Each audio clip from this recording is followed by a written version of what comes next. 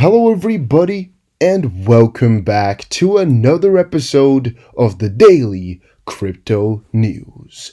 And now my big question of today is, do you guys think Bitcoin will reach or actually cross $10,000 this week? I know we were above $10,000 for a split second, but the question is more so, do you think we will stay above there? And also, if you are enjoying the daily crypto news, I would really appreciate it if you guys could press the like button and also consider subscribing because, well, if you don't like it, you can always change your mind and undo it later. Now, the first article of today, the answer to what is XRP may decide its crypto custody future. So recently we've been talking about quite a lot of positive things in the custodial services space. Of course, since the 22nd of July, a very important announcement came by from the comptroller of the currency, which really stated that banks would now be able to, arrange custodial services for crypto. And everybody was happy, but even Brad Garlinghouse himself, for a lot of other things as well, has been very positive about a lot of things right now within the crypto space. The DAI just said, forgot to mention, gotta love the hype coming from the man himself. And the man himself, of course, is Brad Garlinghouse, who responded to Stuart Alderoty, who said, in response to the OCC, which said, federally chartered banks and thrifts may provide custody services for crypto assets. Stewart replied and said, very welcome news from Brian Brooks OCC and US OCC today. This is a significant hurdle crossed to bring digital assets into the mainstream financial system with regulatory approval. Brad Garlinghouse replied to that and said, boom! Today's ruling is a huge step forward. The US OCC is absolutely leading the way to foster innovation, protect consumers, and provide a level playing field for us all. The future has never been fiat versus crypto. These can and should coexist in harmony. It's actually something very important. But now the question to what is XRP, in my opinion, is really a really simple one. It's just a currency. But basically here, the office of the controller of the currency has decided things now. And really the question pops up, is XRP a security or a currency, right? But since the controller or the office of the controller of the currency is now, deemed these cryptos available for custodial services at banks, it's going to be really difficult for these cryptos to still be deemed securities. I think, in my opinion, it would be really difficult. And I see the chance of that happening just becomes smaller and smaller every time a new announcement comes out. Now, for Ethereum and Bitcoin, we already know they are crypto. For XRP, I guess it's not completely ruled out, but it's pretty obvious. And here's also a cool line. Argo, it's no surprise that many expect Ripple and by extension XRP to be the biggest winners of the announcement. Of course, the custodial services, as we know, Ripple and XRP have some great connections to banks, and this could be really positive. Now, Ripple and XRP can finally be the solution to a $1 trillion problem, some say. No wonder the community has been quick to welcome and celebrate the OCC's decision. That and the fact that Brad Garlinghouse's crypto custody prediction from a few years ago seems to have come true. And that is, I believe, in 2019, maybe 2018, maybe 2017. No, I think after 2017. He said, I believe he even said in 2020, banks will allow crypto or something like that, or banks will be adopting crypto, something along those lines. It was a really crazy prediction, but it was true. And some are saying that Brad knows a lot more, as these partnerships have already been in for years, and these arrangements have already been made a long time ago, but only now they are being revealed, and the papers are being published, as I guess now is the time for that. Hiccups in the road ahead. Ripple's system appears for all practical purposes to be centralized, and is therefore perhaps devoid of any technical characteristics, such as censorship resistance, which coins like Bitcoin may have. So that's, again, a difficult one, but XRP is decentralized, Ripple is not. So a lot of these Ripple services, well, they're not like just Bitcoin itself, as it will be centralized. Ripple is just a company. And that's something to think about, but I don't think it will really hurt anybody at all. Ripple's director of product launches XRP Payments and e-commerce platform. Ripple's director of product is rolling out the beta version of PayBurner, an XRP-based e-commerce payment platform.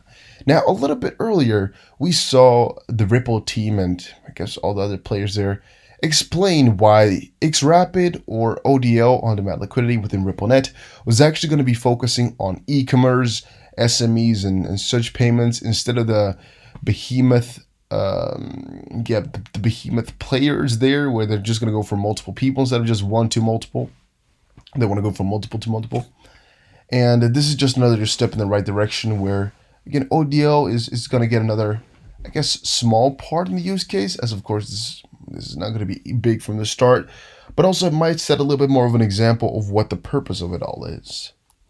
In a new Twitter thread, Craig DeWitt says PayBurner is designed to make it extremely easy to send and receive instant global payments. The new product, which started as DeWitt's side project, functions as a non-custodial wallet. DeWitt says the responsibility of safely storing the funds falls on the users, as PayBurner won't have access to their passwords. PayBurner also allows users to send and receive payments using PayID. Users can set up their PayID upon sign up, which they can share to enable instant global payments. To send payments, users can simply input the PayID on the recipient, enter the amount of XRP to send, and click send. To request payment, users can put the PayID in of the person they're trying to request money from, enter the amount requested, and add an additional optional message.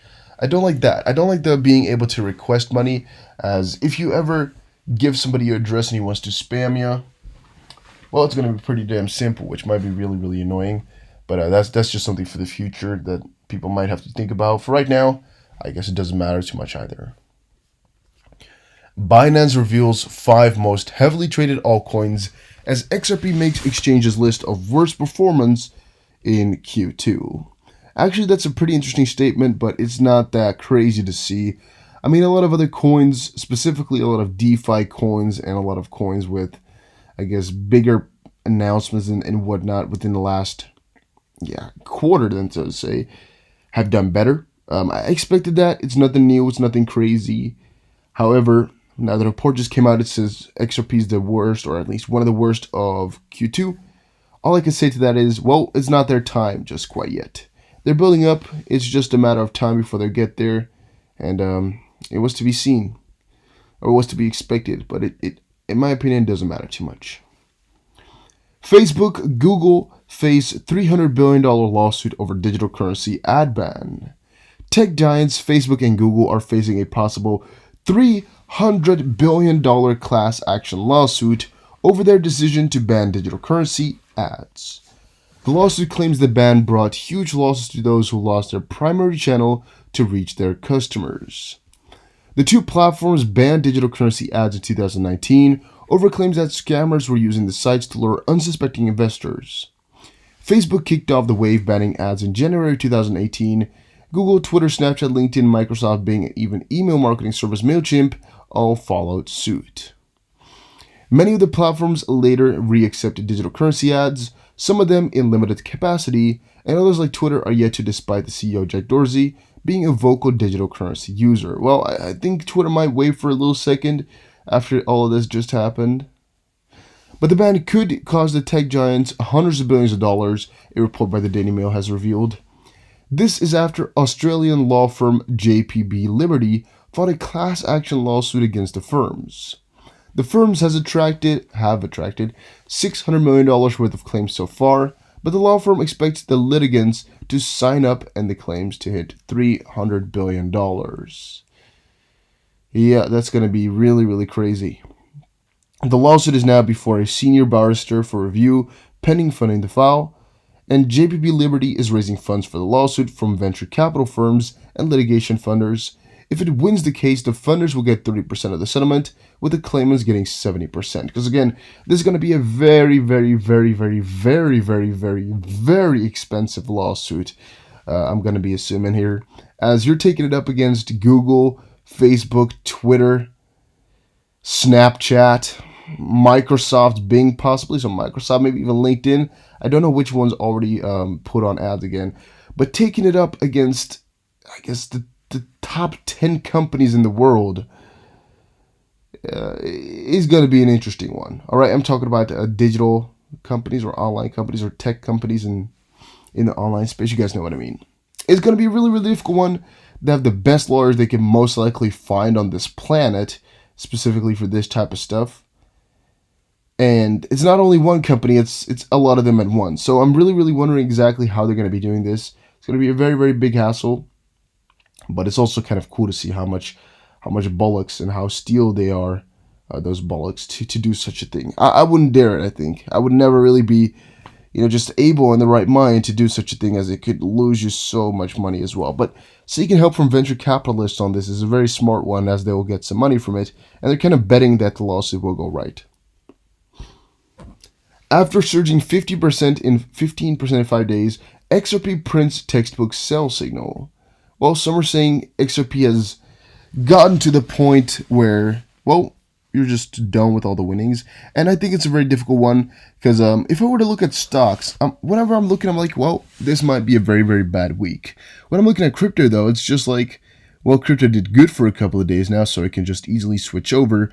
But for the rest, it's not really like I'm expecting crypto to do really, really bad, because the announcements have just been really, really solid. I mean, a lot of crypto growth has come over the last week, and specifically and especially the news of the 22nd about the banks. Yeah, if it was marketed better and done a little bit better, I think it could have just pushed Bitcoin to another new level at like $12,000 or so. Because really, that was one of the biggest announcements in crypto ever. Cardano ADA is linking up with Chainlink. The CEO of IOHK and the co-founder of Cardano, Charles Hoskinson, has confirmed in his latest video update, held to keep the community abreast of happenings in the ecosystem, that the Cardano blockchain is having a test, or a tete-a-tete, so a head-to-head, with Chainlink founder Sergey Nazarov. Hoskinson did not reveal the outcomes of the convo. However, he said there would be an official statement to the discussion and partnership when the time comes. Yeah, I'm just going to say that's really, really interesting. It's this one right here. I'm really, really wondering exactly what's to come, but I can't tell you, as I really don't know. It's an investigation. People are looking into it heavily, but we're just waiting for some more announcements to hop out. And then there was a price analysis, but I don't think you guys find that too interesting. And then here's why Bitcoin is poised to hit 11.5. It's really not poised. It can happen, but it's not really a certainty whatsoever, so be cautious with that. Bitcoin's dominance is signaling that alt season may be in grave jeopardy. Bitcoin's dominance has been seeing a sharp decline over the past few weeks, or actually days, and also weeks, as altcoin have captured the majority of investors' attention. Yesterday, however, the metric hit a historically important region, and shortly after the benchmark crypto's price began rebounding, and some analysts are now noting that may be pullback time for altcoins, with this potential decline being perpetuated if Bitcoin can smash above 10K. Ethereum could also play a big role in this, as it has been more closely correlated to Bitcoin than it has been with other altcoins.